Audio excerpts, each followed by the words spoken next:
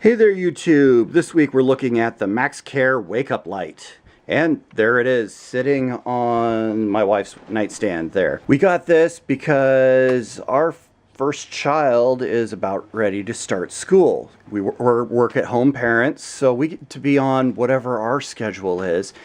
But now we have to actually get used to other people's schedules. So we got this wake-up light to be easier on us than the obnoxious alarm sound that you get from a normal alarm clock that you see like back here. So we picked up this one. It's a cheap version, and the biggest gripe I have really is this single button control. It looks beautiful, but you know, functionality does not work with that.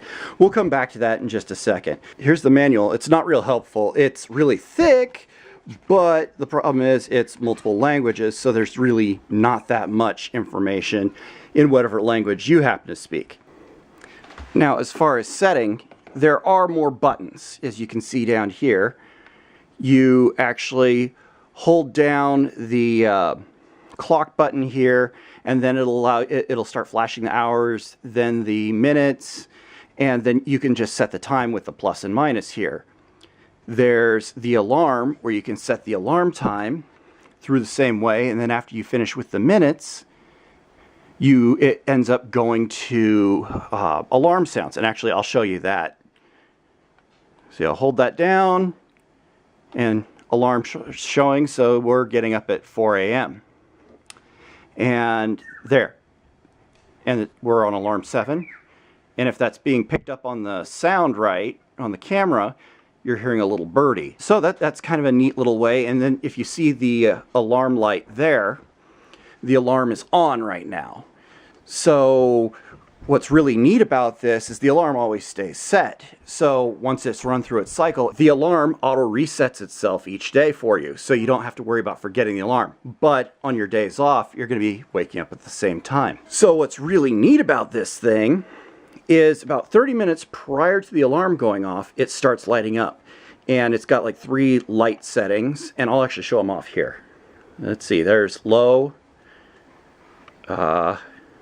medium, high, and that completely washes out the camera, and then off again, and the camera comes back. Okay, so it slowly lights up in the room about 30 minutes prior. At the alarm time, the alarm, whatever alarm sound you choose, starts playing. Well, for us, we start hearing that bird sound at the alarm time. I've found really cool is that just the light alone is waking me up, but we sleep in a very dark room, so a little bit of light goes a long way. Now, back to this single button thing. The problem with this button is it has different functions depending on what function you're in. Right now, since we're not in alarm mode or any other mode, tapping it like that cycles us through the light levels. Boom. And back again.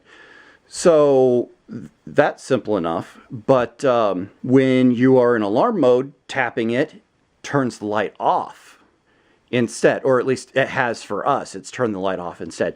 And if you hold it down instead, you get the LED color. So it ends up cycling through those colors. I prefer function, so being able to touch something and have it go, because you can see there's kind of a delay between me touching it and it cycling through. And I'm guessing it has an internal timer or something. So it's figuring out whether you want it to light cycle or go into the LED mode. That's really my only gripe about it. The price was good, and it's excellent for waking us up. So it's definitely a good buy. And you've probably been seeing this little light down here with something that looks like an iPod. That is actually a Bluetooth mode, so you can hook it to anything that broadcasts on Bluetooth, so you can play music instead of birds or whatever you want for your alarm. We have yet to test that function. We try to minimize the EMF in the bedroom because that aids sleep. But all in all, I would actually recommend this thing because the price is good and it works really well.